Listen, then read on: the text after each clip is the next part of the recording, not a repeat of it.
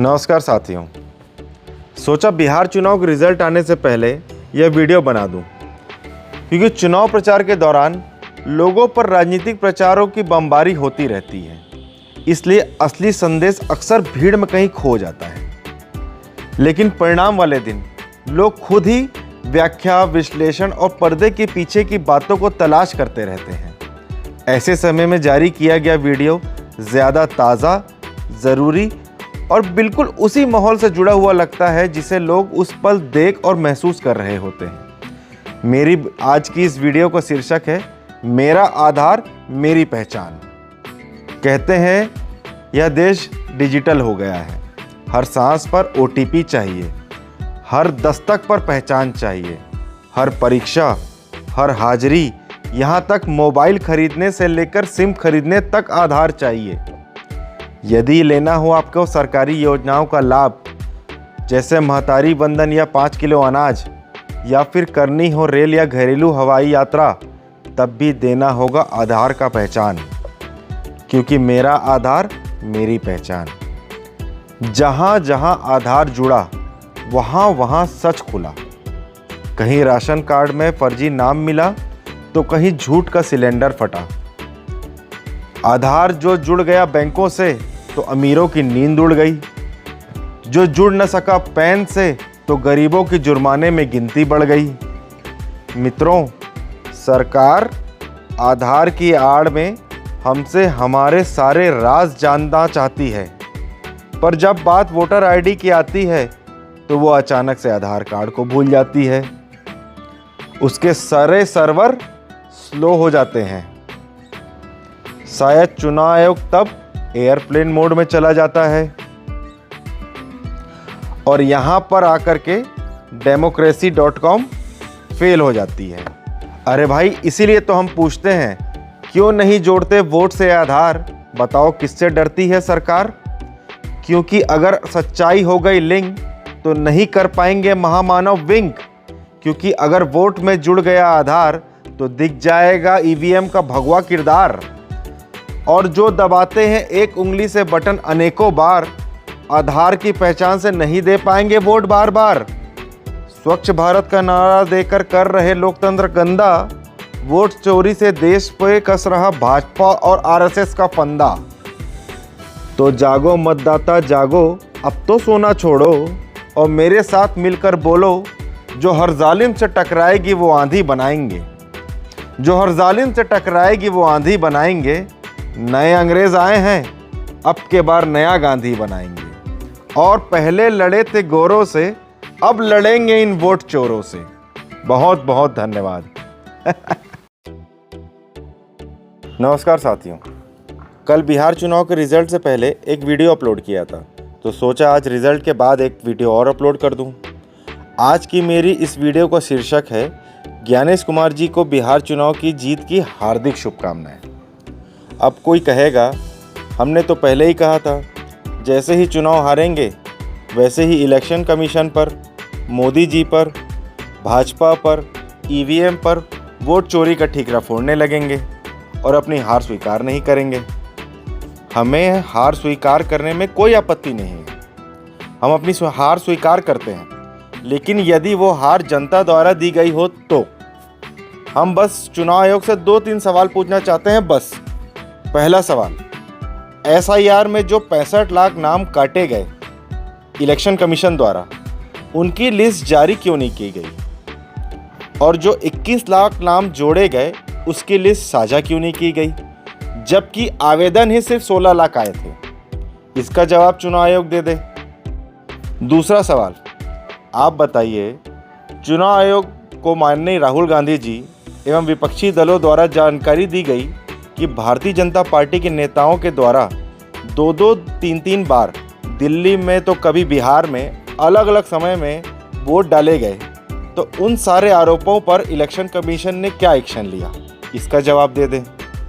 तीसरा सवाल, NDA गठबंधन द्वारा जो 10,000 रुपये वेलफेयर स्कीम के नाम पर बांटा गया, आप कहते हैं कि महिलाओं के भले के लिए बांटा गया, तो इसका मतलब पिछले 20 साल में महिलाओं के भले के लिए कुछ हुआ ही नहीं बिहार में।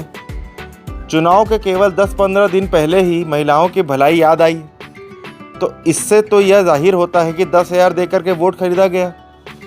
और इसके अलावा भारतीय जनता पार्टी के द्वारा अन्य राज्यों में जो मुफ्त ट्रेन चलाई गई बिहारियों को, जिसमें भर भर के बिहार भेजा गया बगैर टिकट, जो इलेक्शन कमीशन की गाइडलाइन का सीधा उल्लंघन करता है।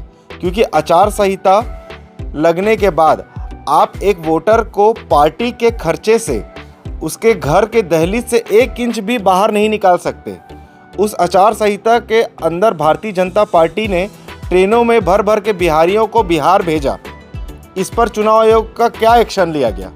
अब आप बताइए, जब इतने बड़े स्तर पर इन सब चीज़ों को किया गया तो आप कहाँ से इसको फेयर इलेक्शन कहेंगे? कहाँ से आप कहेंगे कि जनता ने बढ़ चढ़ करके जेडीयू एनडीए गठबंधन और भारतीय जनता पार्टी को वोट दिया? यहाँ तो सरासर साफ तौर पर धांधली और वोट चोरी की गई है। यदि यह फेयर इलेक्शन होता और जनता तब यह निर्णय लेती तो हम खुशी खुशी इसे को स्वीकार कर लेते। बहरहाल इस पर एक शेर याद आता है, यह वक्त बड़ा नाजुक है, हम पर हमले दर हमले हैं। यह वक्त बड़ा नाजुक है, हम पर हमले दर हमले हैं। बस दुश्मन का दर्द इतना है कि हम हर हमले पर संभले हैं। बाकी जीतने वालों को बधाई और हारने वालों को मायूस होने की बिल्कुल भी ज़रूरत नहीं है, नहीं कांग्रेस पार्टी को, नहीं आरजेडी को, क्योंकि हमने पूरी शिद्दत और पूरी मेहनत से चुनाव लड़ा है। हमने जनता की आवाज़ उठाने में किसी प्रकार की कसर नहीं छोड़ी है और जनता ये जानती है, इसलिए बिल्कुल भी मायूस और निराश होने की बिल्कुल भी आवश्यकता नहीं है। और रही बात हमारे छत्तीसगढ़ के घरेलू मेंढकों की, जो बिहार चुनाव में एनडीए गठबंधन की जीत को लेकर के उछल रहे हैं, उन्हें ज़रा अपने गिरेबान में एक बार झांक कर देख लेना चाहिए। बिहार में जिन मुद्दों को लेकर के चुनाव लड़ा गया था, उन मुद्दों का जो होगा सो होगा, लेकिन आज आपको छत्तीसगढ़ की जनता पर हो रही ज्यादती से ज़रा रूबरू करा दूं। जिस महतारी वंदन योजना के नाम पर 1,000 रुपये बांटा जा रहा है, उसी महतारी वंदन योजना का 1,000 रुपये पलट कर 4 गुना बिजली बिल के रूप में आप ही के घर में आ रहा है। प्रदेश भर में हजारों स्कूलों को बंद करा करके बच्चों के भविष्य के साथ खिलवाड़ किया जा रहा है और उसके जगह गांव-गांव में दारू भट्टी खुलवाई जा रही है, जिससे गांव घर का माहौल बहुत भयावह हो गया है। और इसका फलस्वरूप गूगल के आंकड़ों के अनुसार छत्तीसगढ़ पूरे भारत में मदिरा पान में अव्वल स्थान रखता है। युक्ति युक्तकरण के नाम पर शिक्षकों के पद रिक्त करवाए जा रहे हैं, जिससे बेरोजगारी में छत्तीसगढ़ नए कीर्तिमान स्थापित कर रहा है। हमारे जंगल काट कर कोयला निकाला जा रहा है और उसी कोयले को जला करके राखड़ हमारे घर आंगन में फेंकी जा रही है। पूर्ण कार्य होने के बावजूद भी सरकारी ठेकेदारों और व्यापारियों जैसे कि सिविल कॉन्ट्रैक्टर, राइस मिलरों से कमीशन तो लिया ही जा रहा है, साथ में उनका भुगतान विगत 2-3 वर्षों से लंबित किया जा रहा है। यदि उन पैसों का आज ब्याज जोड़ा जाए तो किसी एक आम व्यक्ति की जीविका भी आराम से चल जाए। प्रदेश में अफसरशाही चरम सीमा पर है। आम जनता की कहीं पर भी सुनवाई नहीं हो रही है। बिना कमीशन के फाइल सरकती ही नहीं। 21 कुंटल धान दोबारा ना खरीदना पड़ जाए, इसीलिए यूरिया डीएपी में जबरदस्त तरीके से कमी लाई गई। इसका भी सरकार के पास कोई जवाब नहीं है। मंत्रियों के पारिवारिक कार्यक्रमों का भुगतान सरकारी मदों से किया जा रहा है, जो कि आम जनता के हितों के लिए लाया जा सकता था। आज छत्तीसगढ़ के युवाओं के पास नौकरी नहीं है और यदि किसी बड़े नेता से पूछा जाए कि आपने चुनाव के दौरान रोजगार का वादा किया था, तो उनका जवाब आता है, यदि हम नौकरी निकाल भी दें तो क्या तुम लोग पास होकर के नौकरी पा भी लोगे? सोचने वाली बात है। छत्तीसगढ़ के लोग अपना आइडियल किसको मानते हैं?